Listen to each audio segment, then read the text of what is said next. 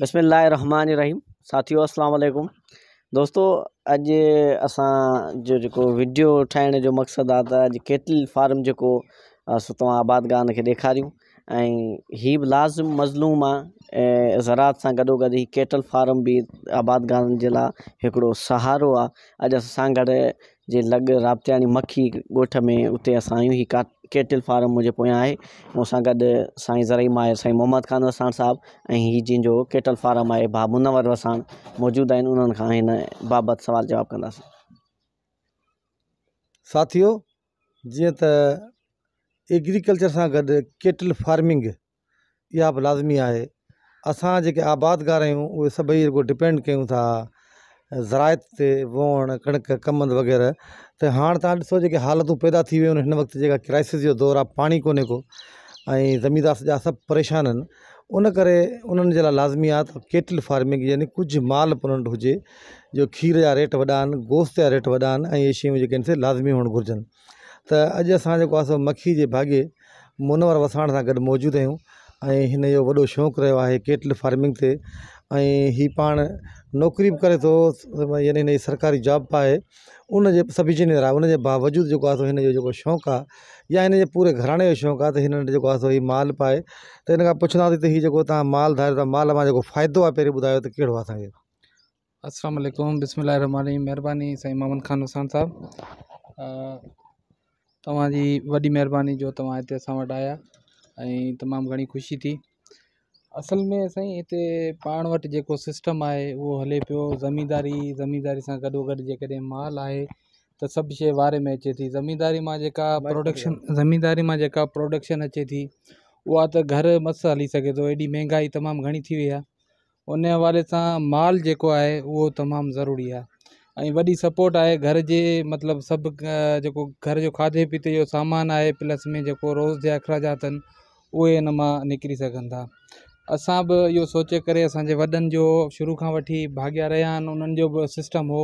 उन खां पोइ वरी असां इनखे वरी प्रोसेसिंग में हाणे इनखे असां खीर ते जेको आहे सो आंदो आहे। जेको माल आहे उनखे खीर ते असीं वठी आया आहियूं त खीर जो जेको कमु आहे उहो ज़रूरी आहे। सो खीर जे हवाले सां असां माल रखियो आहे अलहमदिल्ला। ढगियूं ऐं मेहूं जेके आहिनि मिक्स में रखियूं अथऊं। इन्हनि जा भला नस्ल वठी आया आहियूं जेके खीर ॾियनि। मेहनि जा सुठा नस्ल आहिनि जेके खीर ॾियनि। हाणे तव्हां आबादगारनि खे ॿुधायो त हीअ जेको तव्हां ढगियूं रखियूं आहिनि इहे कहिड़े कहिड़े नस्ल जूं आहिनि ऐं इन्हनि जो खीर केतिरो आहे? साईं हीअ जेके मेहूं आहिनि, पहिरीं त जेके मेहूं आहिनि बदीन वारी साइड जूं मेहूं वठी आया आहियूं असीं।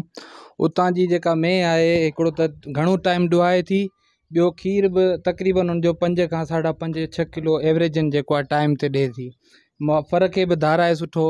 उन खां पोइ हीअ जेको ढगियूं आहिनि, ढगियूं अलहमदिल्ला जेका हीअ ढगी बीठी आहे हीअ आहे पटियाला नस्ल जी ढगी आहे ऐं हिन जो जेको फ़र हूंदो आहे उहो जेको आहे तमामु बहितरीनु फ़र आहे।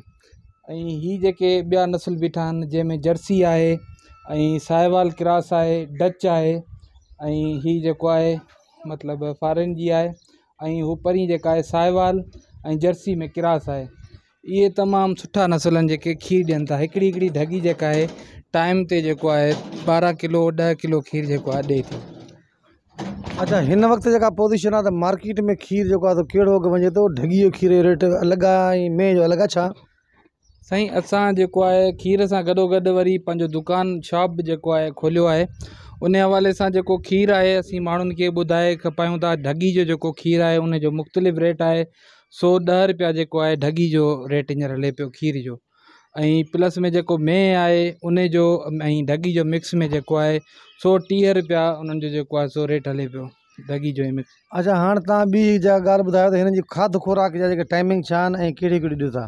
साईं हिननि खे असल में मेन शइ जेका आहे असीं पाणी जो तमामु घणो हिननि जो ख़्यालु कयूं था। पाणी जेको आहे हिनखे वधीक ॾियूं था छो जो हिननि खे जेको बि असीं फ्रूट ॾियूं था उहो भू ख़ुश्क आहे। प्लस में फीड जेका आहे सिंध फीड हिनखे यूज़ कयूं था उहा बि ख़ुश्क आहे, उञ लॻाए थी। इन जे करे जेको आहे सो वधीक हुननि खे उञ लॻे थी ऐं पाणी पीअनि थियूं। उन हवाले सां जेको खुराक आहे उहा बि 2 टाइमनि ते ॾियूं था, हिकिड़ो सुबुह जो ॿियो शाम जे टाइम ते।